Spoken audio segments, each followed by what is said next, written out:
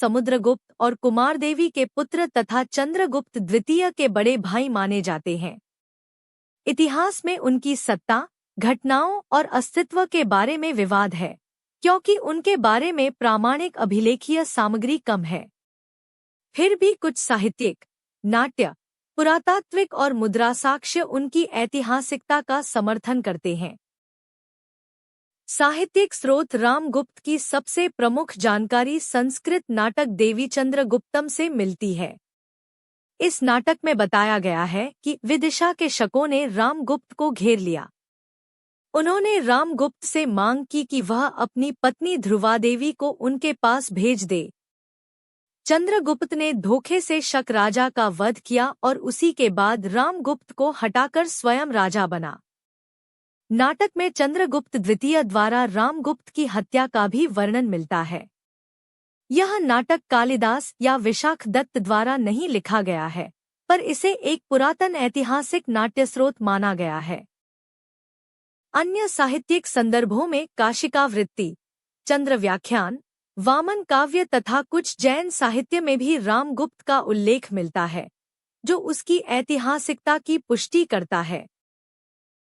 अभिलेखीय साक्ष्य अभिलेखों में रामगुप्त का प्रत्यक्ष नाम कम मिलता है, पर कुछ संकेत उनकी सत्ता या उपस्थिति की ओर इशारा करते हैं। एरन तथा मध्य भारत क्षेत्र के कुछ अभिलेख अप्रत्यक्ष रूप से यह दर्शाते हैं कि चंद्रगुप्त द्वितीय के पूर्व वहां एक अन्य शासक का शासन रहा होगा। विदिशा और मालवा क्षेत्र में शकों के विरुद्ध संघर्ष का वर्णन भी देवीचंद्र गुप्तम की कथा से मेल खाता है, जिससे यह संकेत मिलता है कि उस समय वास्तव में कोई राजनीतिक संघर्ष हुआ था। मुद्राएं, कॉइन्स ऑफ रामगुप्ता। रामगुप्त की ऐतिहासिकता को सर्वाधिक मजबूती मालवा और मध्य भारत से प्राप्त मुद्राओं से मिलती है। इन सिक्कों पर रामगुप्त नाम स्पष्ट रूप से खुदा हुआ पाया गया है। मुद्राओं की विशेषताएं सिक्के शैली में गुप्त सिक्कों जैसे ही हैं। कुछ सिक्कों पर रामगुप्त तथा अन्य पर रामगुप्तस्य लिखा हुआ मिलता है। सबसे महत्वपूर्ण इन सिक्कों का क्षेत्र विदिशा मालवा वही क्षेत्र है जहां देवीचंद्र गुप्तम की कथा स्थित है। ये मुद्राएं रामगुप्त के वास्तविक अस्तित्व को लगभग निर्विवाद बनाती हैं। आधुनिक इतिहासकार इन्हीं मुद्राओं को उनकी ऐतिहासिकता का सबसे ठोस प्रमाण मानते हैं। ऐतिहासिक निष्कर्ष रामगुप्त की ऐतिहासिकता साहित्यिक स्रोतों, अप्रत्यक्ष अभिलेखीय संकेतों और प्रत्यक्ष मुद्रा साक्ष्यों के संयुक्त अध्ययन से प्रमाणित होती है। देवीचंद्र गुप्तम ने कथारूप में उनके व्यक्तित्व को संरक्षित रखा, अभिलेख उनके संदर्भ को पुष्ट करते हैं और मुद्राएं उनके वास्तविक राजत्व का सबसे साक्ष्य प्रमाण देती हैं। इस प्रकार रामगुप्त को एक ऐतिहासिक गुप्त सम्राट माना जाता है, यद्यपि उसका शासनकाल छोटा और राजनीतिक रूप से कमजोर रहा। एक पंक्ति सार रामगुप्त की ऐतिहासिकता, साहित्य, देवीचंद्र गुप्तम, अभिलेखों के अप्रत्यक्ष संकेत, मालवा विदिशा से प्राप्त रामगुप्त नामक मुद्राएं, वास्तविक अस्तित्व की पुष्टि। शकपति की पहचान यूपीएससी पीसी स्तर पर सबसे स्पष्ट, सटीक और स्वीकार्य रूप में। शकपति उस शक साका राजा को कहा गया है जिसका उल्लेख संस्कृत नाटक देवीचंद्र गुप्तम में मिलता है। यह वही राजा था जिसने गुप्त सम्राट रामगुप्त को पराजित किया और बदले में रामगुप्त की महारानी ध्रुवादेवी को अपने पास भेजने की मांग रखी थी। चंद्रगुप्त, बाद में चंद्रगुप्त द्वितीय विक्रमादित्य, ने छद्मवेश में जाकर इस शक राजा का वध किया था। नाटक में इसी शक राजा को शकपति कहा गया है। शकपति की पहचान, ऐतिहासिक विश्लेषण। देवीचंद्र गुप्तम जैन ग्रंथों, मालवा क्षेत्रीय परंपराओं तथा गुप्तकालीन राजनीतिक परिस्थितियों के संयुक्त अध्ययन से इतिहासकारों ने शकपति की सबसे मान्य पहचान निम्न रूप से की है। सबसे मान्य पहचान, पश्चिमी क्षत्रपों का शक शासक रुद्रसेन द्वितीय। अधिकांश इतिहासकारों के अनुसार शकपति पश्चिमी क्षत्रपों, वेस्टर्न क्षत्रपास, का राजा रुद्रसेन द्वितीय। इस पहचान के प्रमुख कारण गुप्तों और पश्चिमी क्षत्रपों का संघर्ष ऐतिहासिक रूप से प्रमाणित है। चंद्रगुप्त द्वितीय ने मालवा और गुजरात क्षेत्र में शक शक्ति को परास्त किया था। रुद्रसेन द्वितीय चंद्रगुप्त द्वितीय के प्रारंभिक काल में पश्चिमी क्षत्रपों का प्रमुख शासक था। देवी चंद्रगुप्तम की कथा का भूगोल विदिशा मालवा रुद्रसेन द्वितीय के नियंत्रण वाले क्षेत्रों से मेल खाता है। गुप्त क्षत्रप संघर्ष बाद में चंद्रगुप्त द्वितीय द्वारा शक साम्राज्य के पूर्ण अंत का आधार बना। अन्य मत कम स्वीकार्य मत शकपति का संबंध किसी स्थानीय शक सरदार से रहा हो सकता है। कुछ इतिहासकारों का मानना है कि यह कोई स्थानीय शक सरदार रहा होगा, न कि क्षत्रपों का मुख्य शासक। पर यह मत कम मजबूत है क्योंकि गुप्त क्षत्रप संघर्ष की व्यापकता इसे कम तार्किक बनाती है। मत शकपति रुद्रसिंह या किसी अन्य उपराजा को कहा गया। कुछ विद्वान रुद्रसिंह को शकपति मानते हैं, पर इसके पुरातात्विक प्रमाण कमजोर हैं। निष्कर्ष सबसे प्रामाणिक और इतिहास स्वीकृत मत यह है कि शकपति वही शासक था जिसे चंद्रगुप्त द्वितीय ने पराजित करके पश्चिमी क्षत्रपों की शक्ति को समाप्त किया। इसलिए सर्वाधिक स्वीकार पहचान शकपति पश्चिमी क्षत्रपों का राजा रुद्रसेन द्वितीय। नीचे रामगुप्त की ऐतिहासिकता का विरोध बटा क्रिटिसिज्म ऑफ हिस्टोरिसिटी स्पष्ट, सरल और यूपीएससी-पीसी स्तर पर।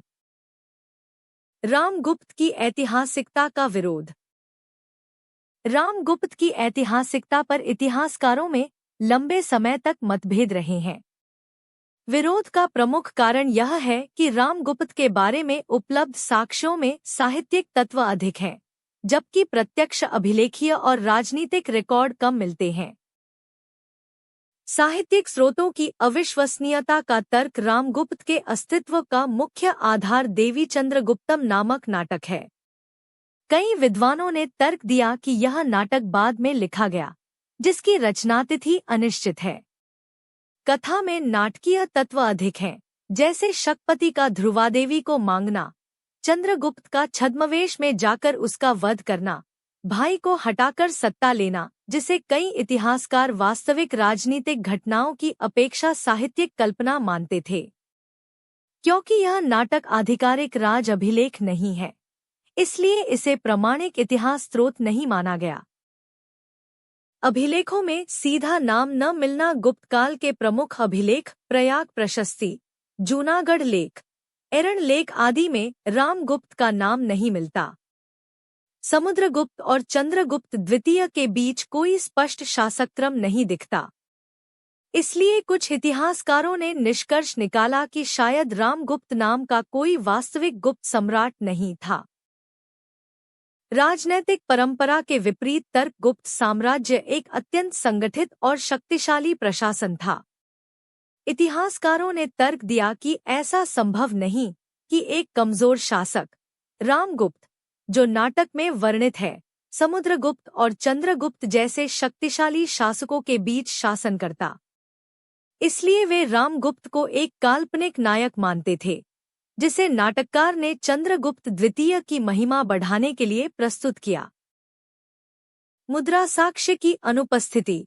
पुराने शोध का प्रमुख तर्क 19वीं-20वीं सदी के प्रारंभ तक रामगुप्त के नाम के सिक्के उपलब्ध नहीं थे। इसके आधार पर इतिहासकारों ने कहा कि बिना मुद्रा या अभिलेख के रामगुप्त जैसा राजा ऐतिहासिक नहीं माना जा सकता। क्यों यह विरोध अब मान्य नहीं रहा? संकेत मात्र। मालवा विदिशा क्षेत्र से रामगुप्त नामांकित सिक्कों की प्राप्ति के बाद रामगुप्त की ऐतिहासिकता का विरोध लगभग समाप्त हो चुका है। अब रामगुप्त को एक वास्तविक गुप्त सम्राट माना जाता है, यद्यपि उसका शासन छोटा और विवादों से घिरा रहा। नीचे चंद्रगुप्त द्वितीय विक्रमादित्य 375-415 ई की ऐतिहासिकता के स्रोतों का साहित्य, विदेशी विवरण, अभिलेख और सिक्के चारों का गहन विश्लेषण आपके अनुसार बिना नंबरिंग, साफ भाषा और यूपीएससी-पीसीज मानक में दिया जा रहा है। चंद्रगुप्त द्वितीय विक्रमादित्य 375-415 ऐतिहासिकता के स्रोतों का विश्लेषण। चंद्रगुप्त द्वितीय गुप्त साम्राज्य के सर्वाधिक प्रसिद्ध और शक्तिशाली शासकों में से एक थे। उनकी पहचान मुख्यतः शक, पश्चिमी क्षत्रप, शक्ति के अंत, राजनीतिक विस्तार, सुवर्ण अर्थव्यवस्था और सांस्कृतिक उत्कर्ष के लिए की जाती है।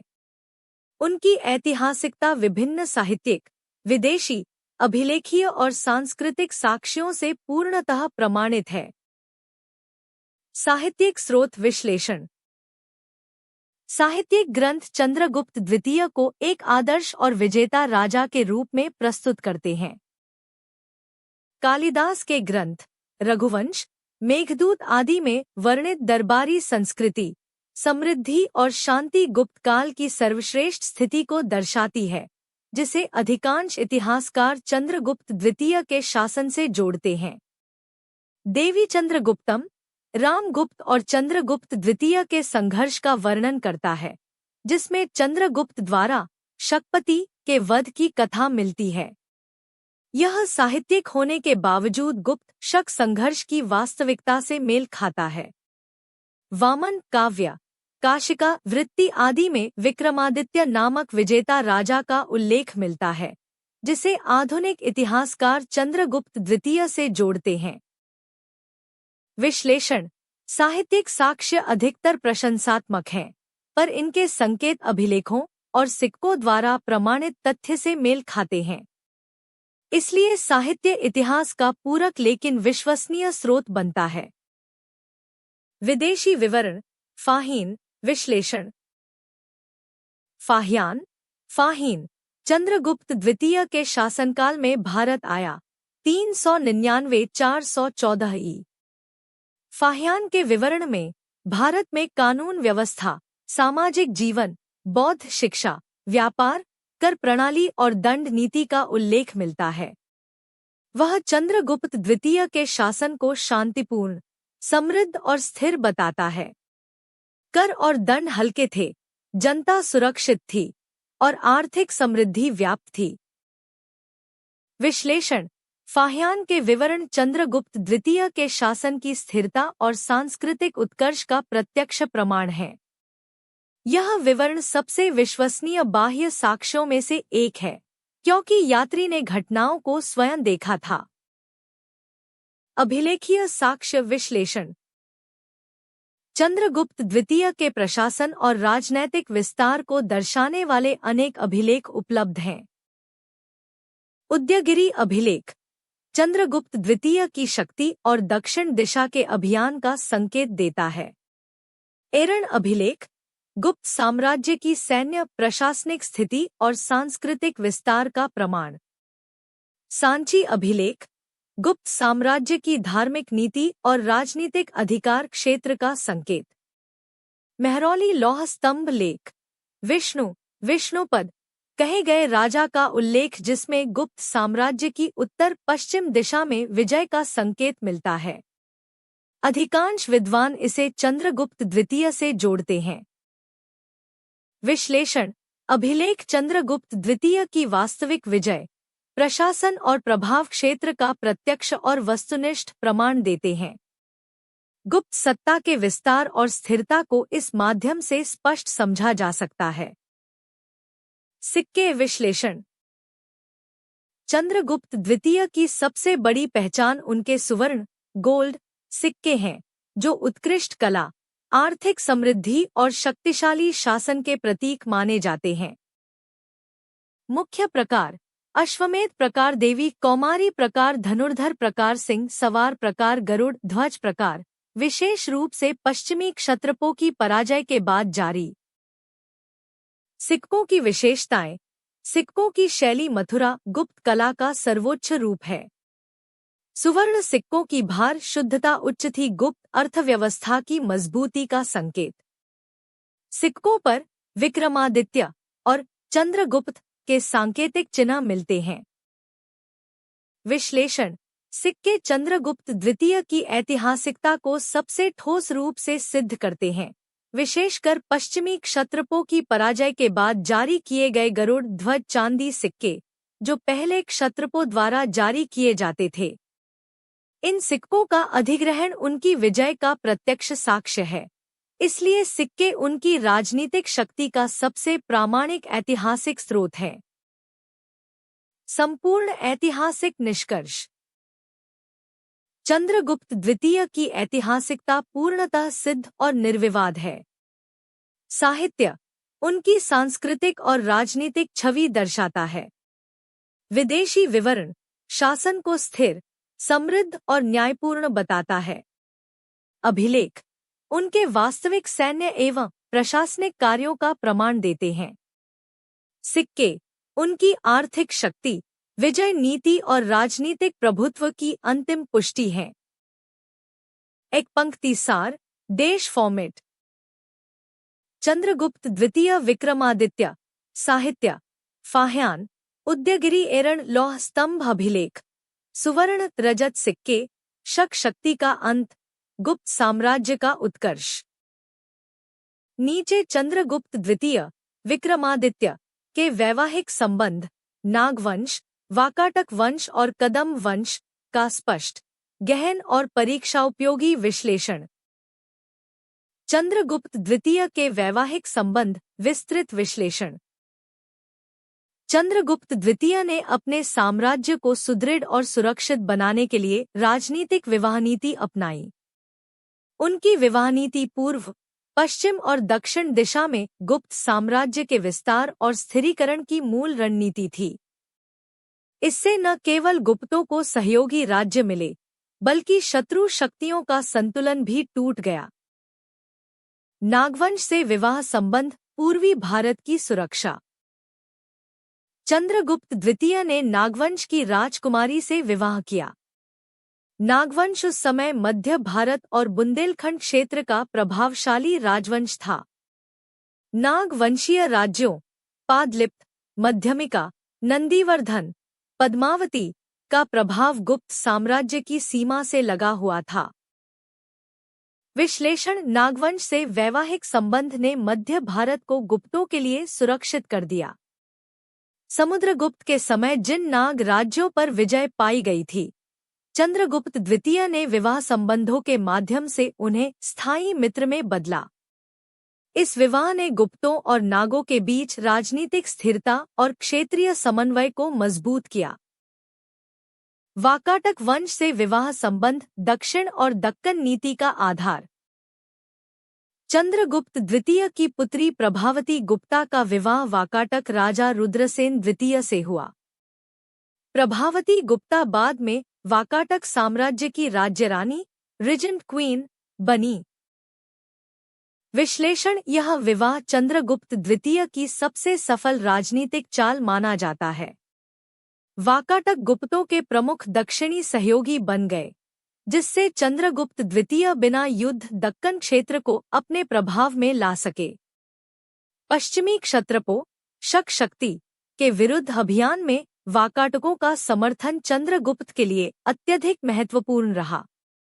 यह गठबंधन इतना मजबूत था कि प्रभावती गुप्ता की शिलालेखों में गुप्तवंशीय गर्व स्पष्ट दिखाई देता है।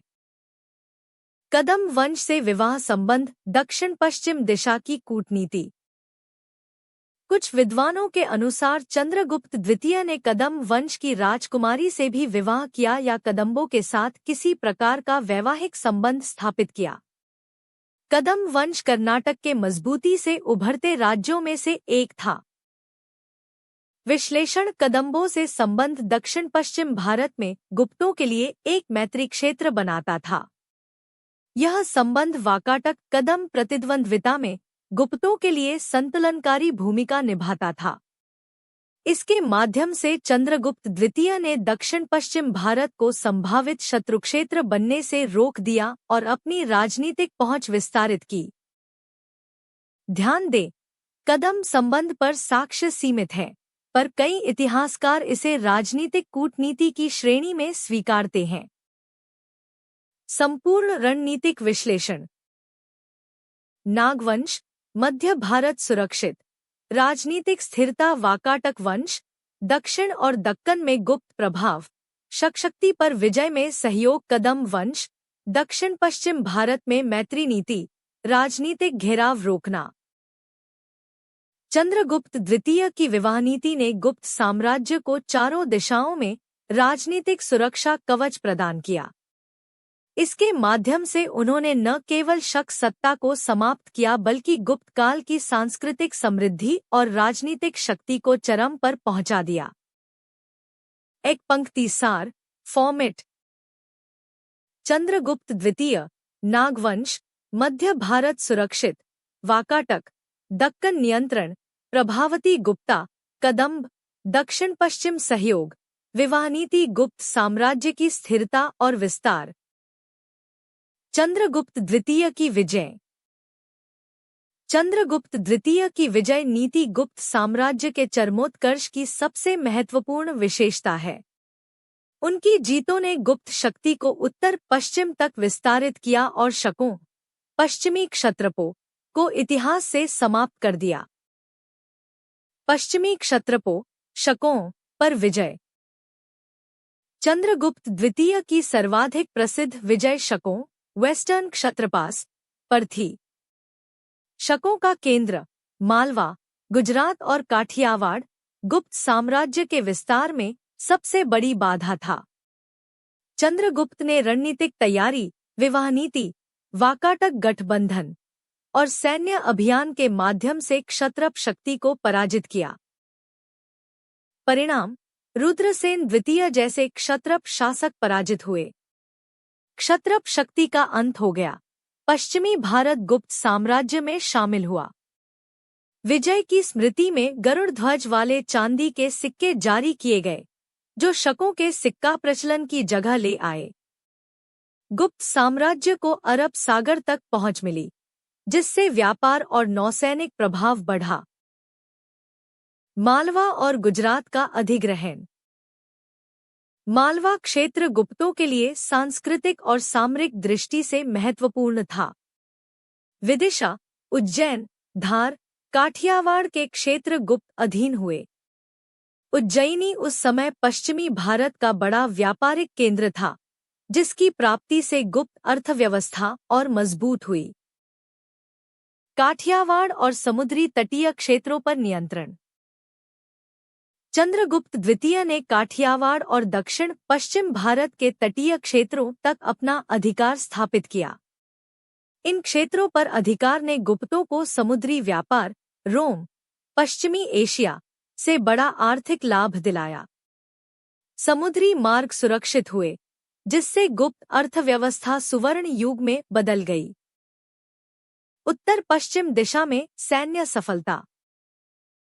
महरौली लौह स्तंभ लेख एक ऐसे विष्णु भक्त राजा की उत्तर पश्चिम दिशा की विजयों का उल्लेख करता है, जिसे अधिकांश विद्वान चंद्रगुप्त द्वितीय से जोड़ते हैं।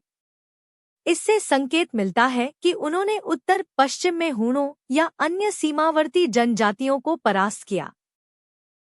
विश्लेषण। यह विजय सीमावर्ती सुरक्षा को मजबूत करती है और गुप्तों की रणनीतिक क्षमता को दर्शाती है। उदयगिरि अभियान। उदयगिरि की गुफाओं और अभिलेखों में चंद्रगुप्त द्वितीय की उपस्थिति और सैन्य गतिविधियों के संकेत मिलते हैं।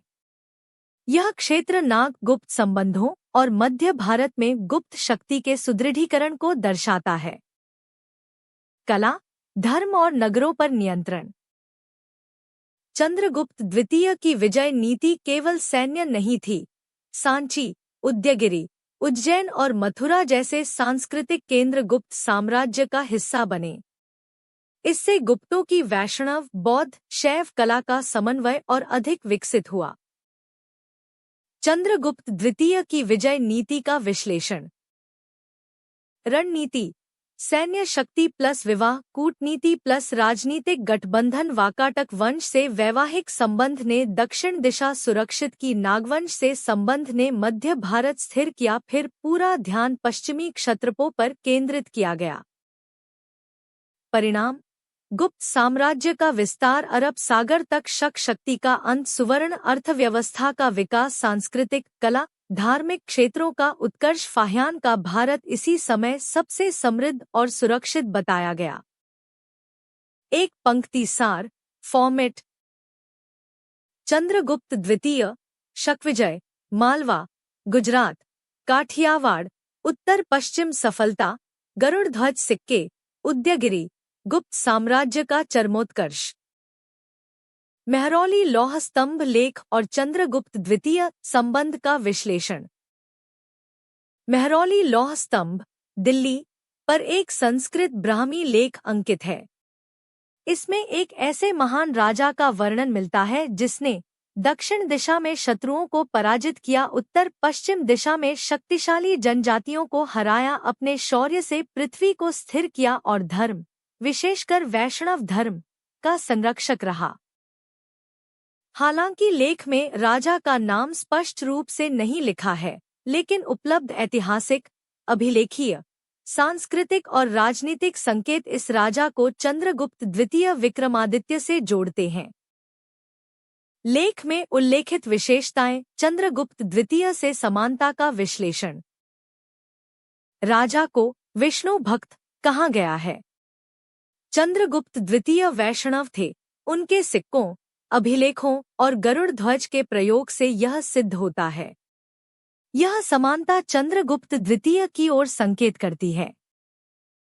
उत्तर पश्चिम दिशा में विजयों का उल्लेख लौह स्तंभ लेख के अनुसार राजा ने उत्तर पश्चिम में शत्रुओं को परास्त किया। चंद्रगुप्त द्वितीय के समय पश्चिमी क्षत्रपों पर विजय एवं उत्तर पश्चिम सीमा सुरक्षा, साका कुषाण अवशेषों का संकेत मिलता है। इससे यह अनुमान मजबूत होता है कि लेख इसी काल से संबंधित है। दक्षिण दिशा में विजय का संकेत लेख कहता है कि राजा ने दक्षिण दिशा में शत्रु को पराजित किया। चंद्रगुप्त द्वितीय का उदयगिरि, मालवा, काठियावाड़ क्षेत्र पर पूर्ण नियंत्रण और दक्षिण की ओर शक्ति बढ़ना इस कथन से मेल खाता है। लौह स्तंभ की तिथि और लिपि का विश्लेषण। लौह स्तंभ की ब्राह्मी लिपि, भाषा और शैली गुप्तकाल, चौथी 5वीं शती की विशेषताओं से मिलती है। यह काल चंद्रगुप्त द्वितीय 375-415 ई और कुमारगुप्त प्रथम 415-455 ई का है। लेकिन लेख में वर्णित विजयों की प्रकृति चंद्रगुप्त द्वितीय के दौर से अधिक मेल खाती है। क्यों इतिहासकार लेख को चंद्रगुप्त द्वितीय से जोड़ते हैं? राजनीतिक परिस्थिति का मिलान। चंद्रगुप्त द्वितीय ही वह शासक था जिसने शकों का विनाश, गुजरात, मालवा, काठियावाड़ का अधिग्रहण, सीमावर्ती उत्तर पश्चिम की सुरक्षा कराने में प्रमुख भूमिका निभाई। लौह स्तंभ में राजा की विजय शक्ति इसी पैटर्न से मेल खाती है। गरुड़ ध्वज और वैष्णव प्रतीक। चंद्रगुप्त द्वितीय के सिक्कों और अभिलेखों में गरुड़ ध्वज और विष्णु भक्ति प्रमुख है। लौह स्तंभ लेख में भी राजा वैष्णव परंपरा से जुड़ा दर्शाया गया है। कला और तकनीक। गुप्त काल के अनुकूल लौह स्तंभ एक धातु तकनीकी चमत्कार है जिसकी शैली, चमक, धातु संयोजन और निर्माण अज्ञान गुप्त काल के सर्वोन्नत विज्ञान से मेल खाता है। क्या यह संभव है कि यह लेख समुद्रगुप्त का हो? इतिहासकारों का विवाद। कुछ इतिहासकार इसे समुद्रगुप्त से जोड़ने की कोशिश करते हैं क्योंकि समुद्रगुप्त का उत्तर दक्षिण दिग्विजय अभियान प्रसिद्ध है। परंतु समुद्रगुप्त की शैली और प्रशस्तियां हरिशेन द्वारा रचित अधिक विस्तृत और विशिष्ट भाषा में हैं, जबकि लौह स्तंभ लेख की भाषा और उद्देश्य अलग है। इसलिए समुद्रगुप्त वाला मत कमजोर माना जाता है। निष्कर्ष। सर्वाधिक स्वीकार मत। मेहरौली लौह स्तंभ लेख। वैष्णव राजा उत्तर पश्चिम विजय, दक्षिण दिशा में शक्ति प्रदर्शन, गुप्तकालीन लिपि, राजनीतिक सैन्य परिस्थिति, शक-विनाश के पश्चात पश्चिमी क्षेत्रों पर गुप्त नियंत्रण। इन सब के आधार पर यह लेख चंद्रगुप्त द्वितीय विक्रमादित्य का ही माना जाता है। एक पंक्ति सार फॉर्मेट। मेहरौली लौह स्तंभ लेख। वैष्णव राजा उत्तर पश्चिम विजय, दक्षिण दिशा शक्ति, गुप्तकालीन लिपि चंद्रगुप्त द्वितीय से सर्वाधिक मेल। इतिहासकारों का प्रमुख मत लेख का नायक चंद्रगुप्त द्वितीय। नीचे चंद्रगुप्त द्वितीय विक्रमादित्य की शासन व्यवस्था तथा उपरिक कुमारामात्य, बलाधिकृत, दंडपाशिक, महादंडनायक, विन्यस्थित स्थापक, भटाश्वप्ति, महाप्रतिहार जैसे प्रशासनिक पदों का स्पष्ट, गहन और विश्लेषणात्मक विवरण दिया जा रहा है। चंद्रगुप्त द्वितीय की शासन व्यवस्था विश्लेषण। चंद्रगुप्त द्वितीय के समय गुप्त साम्राज्य का प्रशासन इतना सुव्यवस्थित था कि इसे गुप्त स्वर्ण युग का कारण माना जाता है। उनकी व्यवस्था में केंद्र, प्रांत, जनपद, ग्राम सभी स्तरों पर अधिकार चक्र संतुलित था। सैन्य, न्यायिक, दंडिक और राजस्व तंत्र एक व्यवस्थित ढांचे में कार्य करते थे। उपरिक प्रांतीय प्रशासक। उपरिक गुप्त प्रशासन में प्रदेश भुक्ति प्रोविंस का प्रमुख अधिकारी था। यह सीधे सम्राट का प्रतिनिधि माना जाता था। विश्लेषण। उपरिक राजस्व, कानून व्यवस्था, भूमि अनुदान, ताम्रपत्र जारी करने तथा पूरे प्रांतीय प्रशासन की निगरानी करता था। चंद्रगुप्त द्वितीय के समय प्रांतों का विस्तारीकरण हुआ, इसलिए उपरिक की भूमिका और मजबूत हुई। ताम्रपत्रों में उपरिक का नाम अक्सर मिलता है, जिससे उसकी प्रशासनिक शक्ति सिद्ध होती है। कुमारामात्य उच्च प्रशासनिक अधिकारी। कुमारामात्य गुप्त प्रशासन के अत्यंत प्रभावशाली पदों में से एक था। संभवतः यह राजकुमारों का मंत्री या सम्राट का विशिष्ट मंत्री वर्ग था। विश्लेषण। कुमारामात्य साम्राज्य स्तरीय निर्णय, कर नीति, विदेशी मामलों और सैन्य नीतियों में शामिल होते थे। इनका पद वंशानुगत भी हो सकता था, जिससे दरबारी स्थिरता बनी रहती थी। यह गुप्त प्रशासन के केंद्रीय नौकरशाही ढांचे का मुख्य स्तंभ था। बलाधिकृत सैन्य प्रभारी। बलाधिकृत गुप्त साम्राज्य की सेना का उच्च अधिकारी था, जो सैनिकों बल का प्रमुख था। विश्लेषण। चंद्रगुप्त द्वितीय के समय शक्विजय जैसे बड़े अभियानों में यह पद अत्यधिक महत्वपूर्ण रहा। बलाधिकृत सैनिक शक्ति, आपूर्ति, सैनिक नियुक्ति और सैन्य अनुशासन का मुख्य प्रभारी था। यह सीधे सम्राट को रिपोर्ट करता था, जिससे गुप्त सेना के त्वरित और प्रभावी संचालन का प्रमाण मिलता है। दंडपाशिक पुलिस एवं दंड अधिकारी।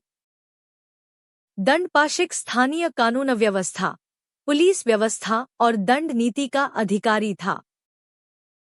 विश्लेषण। फाह्यान के विवरण के अनुसार चंद्रगुप्त द्वितीय के समय दंड हल्के और न्याय व्यवस्था सरल थी। दंडपाशिक इसी व्यवस्था को संचालित करता था। यह व्यवस्था गुप्त साम्राज्य के शांतिपूर्ण और अपराधरहित शासन का आधार थी। महादंडनायक न्याय विभाग का सर्वोच्च अधिकारी। महादंडनायक न्याय और सुरक्षा दोनों का सर्वोच्च अधिकारी था।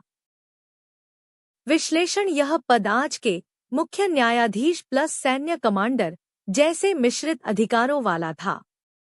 यह उच्च स्तरीय अपराधों, विद्रोह, कर विवाद, भूमि विवाद आदि का अंतिम निपटारा करता था। चंद्रगुप्त द्वितीय की शांतिपूर्ण प्रशासन व्यवस्था, फाह्यान विवरण से इस पद की कार्यकुशलता सिद्ध होती है। विन्यस्थित स्थापक कानून संरक्षक अधिकारी। इसका अर्थ है कानून और अनुशासन को स्थिर रखने वाला अधिकारी। विश्लेषण। यह प्रशासनिक व्यवस्था में अनुशासन, प्रथाओं, राजकाज के नियम और दंड संहिताओं को लागू करवाता था। यह पद गुप्त न्याय व्यवस्था की उच्च गुणवत्ता को दर्शाता है। विन्यस्थित स्थापक के कारण कर प्रणाली, ग्राम व्यवस्था और व्यापार प्रणाली नियंत्रण में रहती थी। भटाश्वप्ति पैदल और घुड़सवार सेना का प्रमुख। भट पैदल सैनिक प्लस अश्व, घुड़सवार प्लस पति प्रमुख। विश्लेषण। यह गुप्त सेना की दो मुख्य शाखाओं का अधिकारी था, पैदल और घुड़सवार।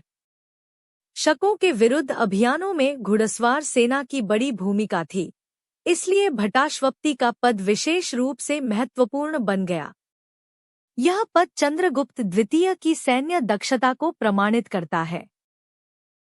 महाप्रतिहार राज दरबार का मुख्य प्रहरी व मार्गदर्शक। महाप्रतिहार राजा के पास प्रवेश की प्रक्रिया का निरीक्षण करता था। यह राज दरबार, सुरक्षा और शाही अनुष्ठानों का प्रमुख अधिकारी था। विश्लेषण। यह पद केवल सुरक्षा का नहीं, बल्कि राजद्वार के नियंत्रण का सूचक था। कौन राजा से मिलेगा, कब मिलेगा, किन मामलों पर मिलेगा, इसका निर्धारण महाप्रतिहार करता था। यह पद सम्राट की प्रतिष्ठा और सुरक्षा दोनों का प्रतीक था। गुप्त काल की उच्च दरबारी संस्कृति का संकेत इस पद से स्पष्ट होता है। संपूर्ण विश्लेषण। चंद्रगुप्त द्वितीय की प्रशासनिक संरचना में उपरिक प्रांतीय शासन कुमारामात्य, केंद्रीय नौकरशाही बलाधिकृत, सैन्य शक्ति दंडपाशिक, पुलिस व दंड व्यवस्था महादंडनायक, न्यायिक प्रणाली विन्यस्थित स्थापक, अनुशासन और कानून भटाश्वप्ति, पैदल व घुड़सवार सेना महाप्रतिहार, राज दरबार संरचना। इन पदों का संयुक्त कार्य चंद्रगुप्त द्वितीय के समय गुप्त साम्राज्य को स्थिर, शांतिपूर्ण, समृद्ध और संगठित बनाता है। इन्हीं कारणों से गुप्त काल को भारतीय प्रशासन का उच्चतम स्तर माना जाता है। एक पंक्ति सार फॉर्मेट। चंद्रगुप्त द्वितीय शासन उपरिक प्रांत कुमारामात्य, उच्च मंत्री, बलाधिकृत, सेना, दंडपाशिक, पुलिस, महादंडनायक, न्याय, विन्यस्थित स्थापक, कानून, भटाश्वप्ति, पैदल अश्व सेना, महाप्रतिहार, दरबार सुरक्षा, प्रशासनिक श्रेष्ठता। चंद्रगुप्त द्वितीय के सिक्के विस्तृत विश्लेषण। चंद्रगुप्त द्वितीय के सिक्के गुप्त काल की कला, अर्थव्यवस्था, विजयनीति और धार्मिक विचारधारा के सबसे मजबूत साक्ष्यों में से एक हैं। ये सिक्के गुप्त साम्राज्य की समृद्धि और विस्तार को प्रमाणित करते हैं और इन्हें भारतीय इतिहास में सबसे उत्तम स्वर्ण मुद्राओं में गिना जाता है। सिक्कों की धातुएं और गुणवत्ता का विश्लेषण। चंद्रगुप्त द्वितीय ने 3 प्रकार की धातुओं के सिक्के जारी किए: सुवर्ण, सोने, रजत, चांदी, ताम्र, तांबा। विश्लेषण। उनकी स्वर्ण मुद्राएं अत्यंत शुद्ध और उच्च भार वाली थी, जिससे गुप्त अर्थव्यवस्था की शक्ति सिद्ध होती है। चांदी की मुद्राएं विशेष रूप से पश्चिमी क्षत्रपों की पराजय के बाद जारी की गईं। इससे विजय की पुष्टि मिलती है। सिक्कों पर शिल्पकला अत्यंत परिपक्व है, जो गुप्त कला के उत्कर्ष का प्रमाण है। मुख्य प्रकार के सिक्कों का विश्लेषण। अश्वमेध प्रकार, अश्वमेधा टाइप। एक और अश्वमेध यज्ञ का घोड़ा, दूसरी ओर रानी, संभवतः ध्रुव देवी। विश्लेषण। यह गुप्त साम्राज्य की शाही गरिमा, यज्ञ परंपरा और वैष्णव प्रभाव को दर्शाता है। धनुर्धर प्रकार, आर्चर टाइप। राजा धनुष पकड़े हुए खड़ा दिखता है। विश्लेषण। यह चंद्रगुप्त द्वितीय की सैन्य शक्ति और शक विजय का प्रतीक है। सिंह सवार प्रकार, lion slayer type. Raja Singh पर प्रहार करता हुआ। विश्लेषण। यह वीरता, शौर्य और प्रतीकात्मक रूप से शकों के सिंहचिन्ह का अंत दर्शाता है। कौमारी देवी प्रकार, देवी कौमारी, स्कंद माता का चित्र। विश्लेषण। चंद्रगुप्त द्वितीय का देवी उपासना और शाक्त वैष्णव समन्वय दिखाता है। गरुड़ ध्वज प्रकार, गरुड़ा स्टैंडर्ड सिल्वर कॉइन्स, पश्चिमी क्षत्रपों को परास्त करने के बाद जारी, जिन पर गरुड़ स्तंभ अंकित है। विश्लेषण। ये चांदी के सिक्के पहले क्षत्रप जारी करते थे। इनका गुप्त रूप में जारी होना विजयोपरांत राजनीतिक अधिग्रहण का प्रत्यक्ष प्रमाण है। गरुड़ गुप्तों का राज चिन्ह था। इससे वैष्णवता प्लस साम्राज्यवादी शक्ति दोनों दिखती है। सिक्कों की कला, प्रतीक और धार्मिक विश्लेषण। गुप्त कला का उत्कर्ष सिक्कों पर देवी देवताओं, राजा, योद्धा, घोड़े, सिंह आदि के अंकन में उच्च कलात्मक संतुलन एवं तकनीक दिखाई देती है। यह क्लासिकल इंडियन आर्ट का सर्वोत्तम रूप माना जाता है। धार्मिक प्रतीकवाद गरुड़, कौमारी, अश्वमेध जैसे प्रतीक वैष्णव शाक्त वैदिक परंपराओं का समन्वय दर्शाते हैं। चंद्रगुप्त द्वितीय ने सिक्कों को धर्म और शक्ति दोनों के प्रतीक रूप में प्रयुक्त किया। विजय एवं राजनीति के दृष्टिकोण से सिक्कों का विश्लेषण। चंद्रगुप्त द्वितीय के सिक्के उनकी सैन्य जीतों से सीधा संबंध रखते हैं। पश्चिमी क्षत्रपों पर विजय चांदी के गरुड़ ध्वज सिक्के सैन्य शक्ति धनुर्धर प्रकार, शौर्य सिंहस्वार प्रकार, शाही गरिमा अश्वमेध प्रकार। सिक्के सैन्य राजनीतिक उपलब्धियों का प्रत्यक्ष ऐतिहासिक दस्तावेज, इससे उनकी विक्रमादित्य छवि सुदृढ़ होती है। आर्थिक स्थिति का विश्लेषण। गुप्त अर्थव्यवस्था चंद्रगुप्त द्वितीय के समय चरम पर थी। सोने के सिक्कों का बड़े पैमाने पर उत्पादन, चांदी के सिक्कों पर नियंत्रण क्षत्रपों से छीनकर अपने रूप में जारी किया। समुद्री व्यापार, काठियावाड़, गुजरात की प्राप्ति से आर्थिक वृद्धि, सिक्कों की शुद्धता गुप्त वित्त व्यवस्था की मजबूती को दिखाती है। कुल विश्लेषण। चंद्रगुप्त द्वितीय के सिक्के भारतीय कला, अर्थव्यवस्था, सैन्य, राजनीतिक विजय, धर्म, शासन शक्ति सभी के सर्वोत्तम प्रमाण हैं। इन सिक्कों ने गुप्तकाल को भारतीय इतिहास का स्वर्ण युग बनाने में प्रमुख भूमिका निभाई। एक पंक्ति सार फॉर्मेट।